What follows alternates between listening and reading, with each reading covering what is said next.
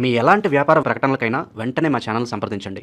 ప్రస్తుతం మనతో పాటు ప్రముఖ ఆధ్యాత్మికవేత్త ఐకాన్ ఆస్ట్రాలజర్ గట్టుపల్లి సురేష్ బాబు గారు ఉన్నారు. గురువు గారితో మాట్లాడేద్దాం.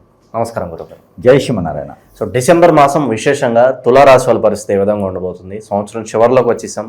ఈ నెల వీళ్ళు ఎలాంటి ఫలితాలు ఎక్స్పెక్ట్ చేయొచ్చు? ఓవరాల్గా ఎలాంటి జాగ్రత్తలు తీసుకోవాలి?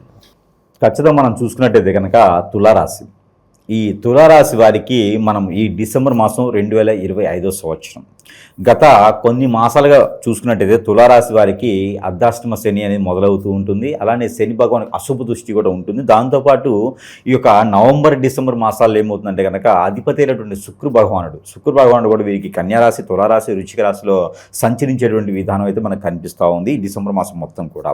ఆ తరుపతి జనవరి మాసం అయితే కనుక వృశ్చిక రాశి నుంచి ధనుసు రాశిలోకి రావడం అనేది ఈ యొక్క అధిపతి అయినటువంటి శుక్ర భగవానుడు సంచరిస్తూ ఉన్నాడు. దాంతోపాటు రెండో స్థానంలో ఉన్నటువంటి వృశ్చిక రాశి నుంచి ధనుసు రాశి వరకు సంచరించేటువంటి ఏవైతే బుధుడు కావచ్చు, కుజుడు కావచ్చు ఉన్నారో ఈ యొక్క అశుభ దృష్టి కూడా వీరి మీద ఎక్కువగానే ఉంటుందని చెప్పొచ్చు. ఎందుకంటే కనుక మిథున రాశి నుంచి మనం క్యాలిక్యులేషన్ చేసుకున్నట్టయితే కనుక అక్కడ ఉన్నటువంటి గురు భగవానుడు కావచ్చు, అలానే గురు భగవానుడు ఇప్పటివరకు కర్కాటక రాశి నుంచి డిసెంబర్ 5వ తారీఖున మళ్ళీ మిథున రాశికి సంచరించడం జరుగుతూ ఉంది.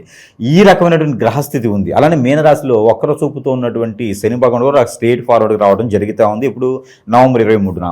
ఇవన్నీ కూడా మనం చూసినట్టయితే కనుక ఖచ్చితంగా మనకి ఈ యొక్క శని భగవాన్ అశుభ దృష్టి, శుక్రుని యొక్క అశుభ దృష్టి, బుధుని యొక్క అశుభ దృష్టి ఇవన్నీ కూడా కలగలిపి ఉన్నటువంటిది రాశి ఎవరైనా ఉన్నారు అంటే కనుక తులారాశి. అదేంటండి, అధిపతికి ఉన్నటువంటి శుక్రుడు అధిపతే కదా అంటే అధిపతి అయినప్పటికీ కూడా వృశ్చిక రాశి నుంచి కూడా మనకి చూసినట్టయితే కనుక శుక్రుని యొక్క స్ట్రెంగ్త్, ఆ పవర్ అనేది తగ్గుతూ వస్తూ ఉంటుంది. కావున ఆ శుక్రుని మోఢ్యం, గురు మోఢ్యం కూడా మొదలవుతాయి అన్నమాట. కాబట్టి ఆ మోఢ్యం కన్నా కూడా మొదలవుతాయి. కాబట్టి శుభకార్యాలు చేయడానికైతే అనుకూలంగా లేదు, శుభకార్యాలు పాల్గొనేందుకు కూడా ఏమీ మాత్రం ఇది లేదు. అలానే బంధువర్గం కూడా దూరమయ్యేటువంటి పరిస్థితి ఏర్పడుతోంది. అలానే ముఖ్యంగా ఈ యొక్క తులారాశి వారికి ఆర్థిక సమస్యలు అయితే కొంచెం మెండుగానే ఉంటాయని చెప్పొచ్చు ఏది డిసెంబర్ మాసంలో. అలానే వీరికి గండాలు కూడా కొంచెం ఎక్కువగానే కనిపిస్తూ ఉన్నాయి. అంటే మనం ముందు చెడు చెప్పుకొని మంచికి వెళ్దాం. కాబట్టి ఈ యొక్క తులారాశి వారికి డిసెంబర్ మాసంలో ఖచ్చితంగా గుర్తుపెట్టుకునేటువంటి స్థాయిలో చెడు జరిగేటువంటి అవకాశం కనిపిస్తూ ఉంది మెండుగా. కాబట్టి కొంచెం జాగ్రత్త వహించుకోవాలి. మన నోరు మనకి చెడ్డదని చెప్పేసి అని మనం మాట్లాడేటువంటి మాట వల్ల కూడా ఎదుటి వాళ్ళు ఆలోచన కొంత వేరే ఇబ్బందికరంగా ఉండేటువంటి ఇదైతే ఖచ్చితంగా కనిపిస్తోంది తులారాశి వారికి. కాబట్టి భార్యాభర్తల మధ్య ఎడబాటు రావచ్చు. పెళ్లి కాకపోతే వదిలేయండి. ఈ 2 మాసాలు పెళ్లి అయితే అంత అనుకూలంగా కనిపించట్లేదు. ఎందుకంటే అన్ని రకాల గ్రహాలు కూడా పెద్దగా బాధిస్తూనే ఉన్నాయి తులారాశి వారి మీద. కాబట్టి ఆర్థికమైనటువంటి ఇబ్బందులు కూడా కొంచెం ఎక్కువగానే కనిపిస్తున్నాయి. మరో విషయం ఏంటంటే ఎక్కడైనా అప్పులు ఇచ్చి ఉన్నవాయి కూడా వసూలు అవ్వవు. వాటింతలా వస్తున్నాయంటే అదృష్టం మనకు చెప్పొచ్చు. ఇంకోరికి ఎవరికి కూడా డబ్బులు ఇవ్వకండి, సహాయం చేయకండి. అంటే ధన సహాయం అనేది ఎవరికి చేయకూడదు. ధన సహాయం చేయడం ద్వారా లక్ష్మీ అమ్మవారు కూడా మనతో పాటు లేకుండా దానంతో పాటు వెళ్ళిపోయేటువంటి అవకాశం కనిపిస్తూ ఉంది. అత్యవసర పరిస్థితి వస్తే కనుక ఎక్కడైనా పెట్టడం, ఎవరి చేతని ఇప్పించడమో చేయండి. అంతేగాని మీరుగా ధన సహాయం చేయకండి. అలానే ఇక ఆరోగ్య సమస్యలు వచ్చే వీరికి లంగ్స్ కానివ్వండి, లివర్ కానివ్వండి, అలానే వీరికి కిడ్నీ సంబంధించినటువంటి సమస్యలు అయితే ఏర్పడే అవకాశం ఉంది. సైనస్ లాంటి సమస్యలు కూడా వీరికి ఎక్కువగా బాధించే అవకాశం ఉంది. One side headache, brain tuber లాంటివి కూడా సంభవించేటువంటి అవకాశాలు ఎక్కువ కనిపిస్తున్నాయి. బ్లడ్ రిలేటెడ్ సమస్యలు అయితే ఎక్కువగా ఉన్నాయి. గ్యాస్ట్రిక్ ట్రబుల్గా వచ్చేటువంటి అవకాశాలు మెండుగా ఉన్నాయి. కాబట్టి కొంచెం వేరే ప్రికాషన్స్ అయితే తీసుకోవాలి. వాటర్లో ప్రాబ్లం కానీ ప్రకృతిలో లభించేటువంటి వైపరీత్యాల వల్ల వచ్చేటువంటి సమస్యలు అయితే మెండుగా కనిపిస్తున్నాయి తులారాశి వారికి. అయితే ఈ డిసెంబర్ మాసం 2025 సంవత్సరంలో గుర్తుండిపోవాలి అంటే మంచి పని చేసుకుని గుర్తింపు ఉండొచ్చు, కానీ చెడు పనులతో గుర్తింపు ఏమి ఉండదు. కాబట్టి ప్రికాషన్స్ ఒకటే తీసుకుంటూ వెళ్ళిపోవాలి. ఎదుటి వాళ్ళని నమ్మకూడదు. అలానే పోటీ వ్యాపారస్తులు కానీ ఎక్కువగా శత్రుత్వం కానీ పెంచుకోకూడదు. అలానే బంధువర్గం కూడా శత్రుత్వం ఎక్కువ పెంచుకోబోతు కదా బాగుంటుంది. అలానే ఎప్పుడో చేసినటువంటి కార్యకలాపాలకి ఎప్పుడో అంటే ఎప్పుడో నష్టపోయిన దానికి స్ట్రెస్ ఫీల్ అనమాట. ఒకే దగ్గర కూర్చోవాలి, ఆలోచించుకోవాలి, స్ట్రెస్ అవ్వాలి, నేను ఎక్కడికైనా వెళ్ళిపోవాలన్నటువంటి ఆలోచనలు కూడా వచ్చేటువంటి ఇదైతే ఖచ్చితంగా కనిపిస్తామని డిసెంబర్ 15 తర్వాత. కాబట్టి అవన్నీ కూడా కాకుండా దేవుడున్నాడు, బాగానే ఉంటుంది, ఇబ్బంది ఏం లేదు, నమ్మకంగా ఉంటే మనకు అన్ని మంచి జరుగుతాయి, నేను పుట్టిన తర్వాత నాకు తెలిసినంత వరకు నేను మంచి చేశాను కదా అని అనుకున్న వాళ్ళకైతే ఎటువంటి సమస్యలు రాకుండా ఉంటాయి.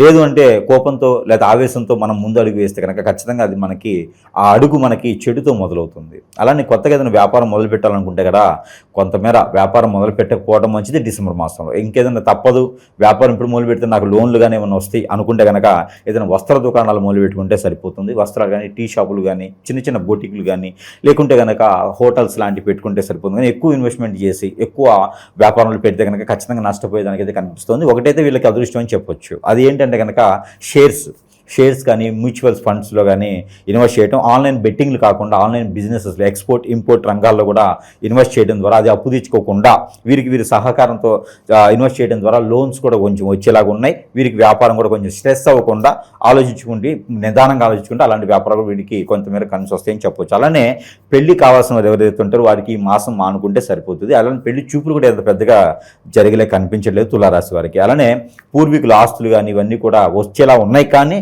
ఈ గ్రహస్థితిని బట్టి కూడా మనం ఆలోచించుకోవాలి. ఇకపోతే మీదట వీరికి జాతక ప్రకారంగా కూడా చూసుకున్నట్టయితే కనుక వీరికి రాహు దశ కానీ రాహు అంతదశ కానీ కుజుని దశ కుజంత దశ బుధుని దశ బుధంత దశ రవి దశ రజ అంతదశతో పాటు శుక్రుని దశ శుక్రు అంతదశ నడిచే వారికి అయితే కొంతమేర ఇబ్బంది ఉంటుంది, ఎక్కువ శాతం అని కూడా చెప్పొచ్చు. అంటే దోనపోయి వాటిని నెత్తినేసుకోవడం అనమాట. పోతూ ఉంటే ఎవరో కొట్టుకుంటే ఏం జరుగుతుందని మనం వెళ్ళాం అనుకోండి, ఖచ్చితంగా మనల్ని కూడా కొడతారు. అలానే మనం ఇరుక్కుంటాం అనమాట. అనవసరమైనటువంటి విషయాలను తలదూచుకోకూడదు, అనవసరమైనటువంటి పనుల్లోనూ కార్యకలాపాలు చేయొద్దు. ఎందుకంటే దానివల్ల ఇబ్బంది అవుతుంది. ఇక కలిసి వచ్చే వాళ్ళు ఎవరో ఉన్నారు అంటే కనుక రాజకీయ నాయకులు. తులారాశిలో ఉన్నటువంటి పొలిటీషియన్ చేసేవారికి అందరూ కూడా బాగా కలిసి వస్తుంది. అందులోనూ పొలిటీషియన్స్కి మంచి స్థాయి గుర్తింపు కూడా లభిస్తుంది. కాబట్టి ఎవరైనా కొత్తగా వెళ్ళాలని కాకుండా ఎవరైనా ఆల్రెడీ పొలిటీషియన్లో ఉన్నటువంటి రాజకీయ నాయకులు ఎవరైనా ఉండంటే కనుక తులారాశి వారు అయి ఉంటే కనుక వారికి మంచి ఆచరణ మంచి పేరు ప్రఖ్యాతి కూడా వచ్చేలా ఉంది. కాబట్టి ఆ ఒక్కటి మాత్రం పనికొస్తుంది. అది కూడా డిసెంబర్ 15వ తారీఖు తర్వాత మాత్రమే ప్రయోజనం అవుతుంది. దాని తర్వాత వీరికి సంపాదన విషయానికి వచ్చేటప్పటికి ఏదైనా వ్యాపారస్తులు అయితే మనం ఆల్రెడీ చెప్పుకున్నాము, ఆరోగ్యంగా చెప్పుకున్నాము.